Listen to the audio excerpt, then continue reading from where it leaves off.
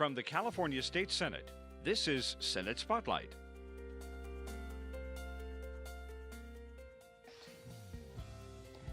Well, hello there. Welcome to this segment of Senate Spotlight, where we discuss legislative priorities, policy, and other related issues with members of the California State Senate. From the state capitol here in Sacramento, I'm Brian Green, and we are very glad to have back with us this time State Senator Holly Mitchell from Los Angeles. She is one of our budget subcommittee chairs. Welcome. Good to have you back. Good to see you, Mr. Green. Thank you. 15 minutes is going to go way too fast here, I know. but we'll get into it. I'll give you succinct No, answers. that's fine. That's fine. I just wish I could spend hours with you in Thank you. conversation with Holly Mitchell. Thank you. Let's talk first some blue sky about 2016. As we speak, you and your colleagues finished up the year, getting ready for a new year, called a very progressive year by some. Although I've heard some of the other Republicans have called it death by 1,000 cuts, so depending on your perspective. But let's talk about it. Just overall for the legislature, for the Dem caucus, what you guys I'm very proud of the session that the California State Senate ended. We had some amazing trailblazing legislation. Was proud to carry a piece or two myself. I feel very good about where we ended this year. Be it progressive or not, I think the bill package that we put forward that the governor signed is in the best interest of all of California, and I'm proud of that. And you are receiving some recognition out there for having had, 54 bills signed in your 6-year career in the Assembly and the Senate, and only one vetoed? This was my first year I got a veto. I was riding that wave as long as I could. And so again, so what's your secret? What's the secret sauce, as you say here? Yeah, there is some secret sauce, and the real secret sauce is stellar staff. I'm very proud of the team I was able to put together, that my chief of staff leads. They work hard, they dig in deep, and they're committed to the issues. And I think we've really carried some very, very tough, critical pieces of legislation for California. And so I think it's timing, good staff work, and an author who doesn't carry an excessive bill load. I only carry a bill load that I can manage. It's important to me as a former staffer that I know all my bills myself. And so I think all those things come together. Plus, you go across the aisle. You work bipartisan. A couple of your bills, which we'll talk about here, you did have some bipartisan support, which definitely helps. Yep. So let's talk about some of those bills. Let's get to it. Well, actually, first, before we do that, I want to highlight one thing. One of the key parts of 2016, which I know you're especially proud of, especially as a budget sub-chair, and that you fought really hard for, is the erasing of the fiscal books of the maximum family grant limit on the low-income families, which you have said really at heart is racist. So tell us about this, what this means now for families here in California. Well, it was one of the primary drivers for us having the distinction of having the highest child poverty rate in the country. And so economists, academicians, advocates, CalWORKs recipients all pointed to maximum family grant as a real biased policy. The administration told me over and over again, Holly, we understand the policy is not right, but it's got a pretty hefty price tag. And so I was proud to continue to push it, educate my colleagues about maximum family grant in the context of CalWORKs today under welfare reform. And the pro tem and the speaker took it up. The Women's Caucus made it a part of their priority package, and we were able to get it through. And I appreciate the administration for understanding the impact that policy had on California families. And I know you took this personal because last year, if we recall, we all remember you sitting out there on the floor of the Senate after that budget bill. You were very upset, and I know you had that, if you can't say nothing nice, don't say nothing at all face. Exactly. But contrasting that to this year, I mean, it was tears of joy. This is a personal thing for you. It absolutely was, and that struggle last year was not just maximum family grant. We had done a lot of hard work in Budget Sub 3 that I chair. It was the elimination of the increases to the Department of Developmental Services for the developmentally disabled community, for the community-based services. It was a number of critical programs I felt help keep families alive and thriving in California that we weren't able to do in the budget last year. This year, we made great progress. And again, I felt really good about casting that vote this year. Great. Let's talk about a couple of your bills that were signed that are adding to your hallmark of the 53 plus bills. SB 443, limiting civil asset forfeiture when you don't have a criminal conviction and yet the police still seize your property. First they take your stuff, then you have to ask for it back, as they say. Talk about the bill and what that means now. For folks. Every once in a while, as a policymaker, an issue comes before you and you think, really, that's not current law? Those aren't current protections under logic under our state's constitution. And so civil asset forfeiture in California was one of those issues for me. It didn't make sense that you could permanently lose your property if they couldn't convict you of a crime.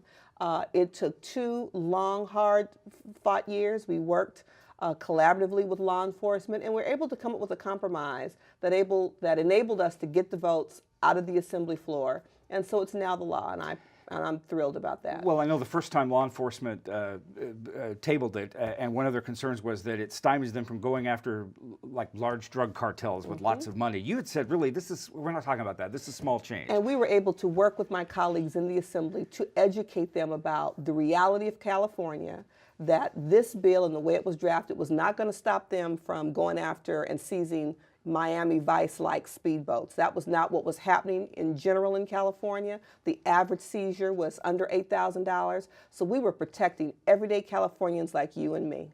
And this is actually a bill where you did reach out to the other side of the aisle. Absolutely. Bipartisan co-authorship. It's an issue that received national attention, that libertarians, Republicans, and Democrats across the country saw the logic in this policy. And so, yes, it did have bipartisan support. All right. SB 1322, this was a bill that dealt with protecting minors that are arrested for prostitution and sex trafficking cases. About a year ago, there was a campaign that was launched, at least in Southern California, called the No Such Thing as a child prostitute, eliminating the notion of a child prostitute in language and law, and encouraging law enforcement and the courts to look at it that way.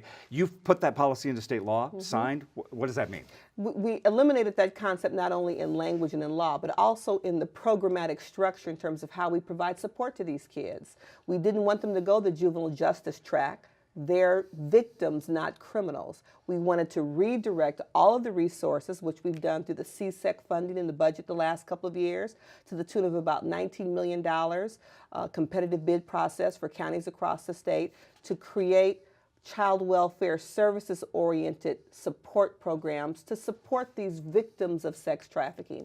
If you can't consent to sex under 18, then you shouldn't be arrested for prostitution. And so it's a paradigm shift that several DAs, the Alameda County DA and others got it and supported the bill, and now it's the law. I talked to a couple of your colleagues this last summer into the fall who had similar legislation related to this. One of the concerns that came back from the DAs and from the law enforcement was that if you tie our hands in terms of charging these young kids, these young people, we can't get them off the streets. At least when they are arrested, we've got them inside. We can sort of, I guess, bring them in and keep them safe versus out there to the brainwashing of the pimps. This is what I would say to that. It would never occur to us. It would not be acceptable to charge and incarcerate a victim of rape to protect her from her rapist or a victim of domestic violence to protect her from her partner.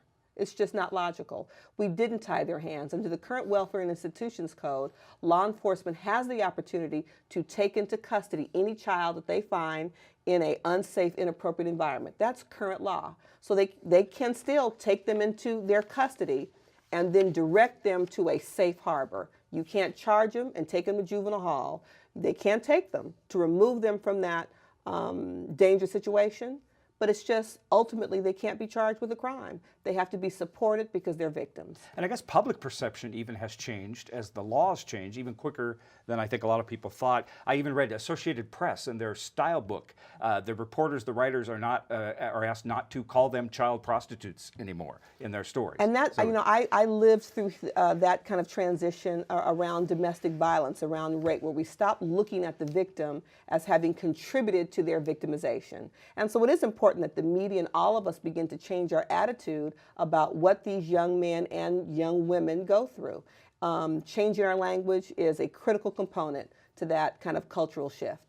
Let's talk about a veto. I'm sorry, but it was an important issue, and I want to talk about it. That was your SB 1157, regarding the availability of the face-to-face visits with families in California prisons. Yes. Governor vetoed it, said it was too much of a mandate. But you have stated some direct correlations between inmate behavior and inmate success, and also just the maintaining the integrity of families with this face-to-face, which a lot of prisons, particularly county jails are Moving away putting from. aside and going into the electronic phone Exactly. system. Talk about that. We had some amazing testimony in committee with family members who talked about the challenges of using the technology. It's unreliable, it freezes, it's very costly. Government stepped in to regulate phone use in jail because families were being really taken advantage of with the costs for a collect call from jail. It seems that those companies have now moved into video visitation. They're requiring, if they have a contract with the county jail, that must be the only form of visitation. So it's another form of exploitation, quite frankly, of the family members of people in jail. I believe in research-based policymaking. I don't tend to be a knee-jerk policymaker. And there was an amazing study that came out of Texas, of all states, that drew direct correlations between improved inmate behavior, reduction in recidivism, around allowing inmates to have in-person visitation. Let's be clear, it's still behind glass. The sheriffs and others who opposed it talked about contraband. Right. Well, we're clear. The contraband levels in jails without visitation continue to be high, and they know how that happens. So I wanted to have a frank, honest conversation about the challenges. The problem is many county sheriffs are building new prisons with state dollars contributing to the pot, with no accommodation for in-person visitation. That's what I wanted to stop. It's a growing trend. We started out with a few counties, Kings County, and it's a growing trend. We need to stop that because it's inhumane treatment of inmates. If we want to talk about reentry services, the best reentry support is having an established relationship with your family. And the way you do that is allowing for in-person visitation. Well, the governor in his veto message says he agrees with that. He just wants to revisit the issue. So I guess as part of 2017, with new members coming in, new policies, new agendas, that's going to be one of your issues that I assume that you're going to be picking up again. We will continue to talk about how critical that public policy is. What else is on your agenda for 2017? Globally as a caucus, but also Senator Holly Mitchell. Well, to be perfectly honest, we had some major successes this year. Some really what we call in my office heavy lifts that we were able to get across the finish line and are now state law. And we're really going to take a pause to be reflective. My Capitol office will be coming to the district. We have a strategic planning experience planned to tour the district, touch constituents, touch service providers, and talk about what our collective goal is for the next 2 years. So I'm looking forward to that strategic planning process. Right. Final question here. I'm actually really glad I have you to talk to about this here. A little bit of a conversation about our just concluded election. As we speak, the dust is settled on what has been an extraordinary election time here in the United States. Yes. Particularly us, we're here in California. And as the Speaker and the Pro Tem issued a press release recently saying that waking up the day after the election feeling like we are strangers in a foreign land, after 8 years of the Obama administration now going into what will be the Trump administration, that everything that California stands for, pluralistically, dealing with environment, dealing with social justice, that's not what we're going to see. So DC still has to pay attention to California. We are the bellwether. What does this mean to California? How are we going to be able to cope, if you will, for the next 4 years? Well, as I said on live TV during the election, as the election results were coming in, California has the largest congressional delegation in the country. And I hope, I thought that was a brilliant letter, so powerful and so meaningful that both my pro tem and the speaker issued. I hope that we all come together, the Senate, the Assembly, and the administration, and communicate on a consistent, regular basis with our congressional delegation to talk about our expectations. California puts into the federal pot, and we expect to get our fair share back in terms of resources that we need to provide for Californians. I've never been more proud to be a Californian, third-generation native, and a sitting member of a policy-making body where we will continue to be thoughtful and mindful about the true needs of all of California's residents. And so I come back with a new vigor and commitment to make sure that California policy will reflect the needs of all Californians based on the entire population, not a select few. Thank you for sharing this 15 minutes of that vigor with us. Thank State you. Senator Holly Mitchell from Los Angeles. Good to see you. Good to We'll see you. bring you back in 2017 early on and see how things are going. I All hope so. State Senator Holly Mitchell from LA, and that is it for this edition of Senate Spotlight. We invite you to join us next time around as we discuss important legislative issues and policies with the newsmakers and always newsbreakers of the California State Senate. From the state capitol in Sacramento, I'm Brian Green. Thanks for watching. Thanks for watching Senate Spotlight.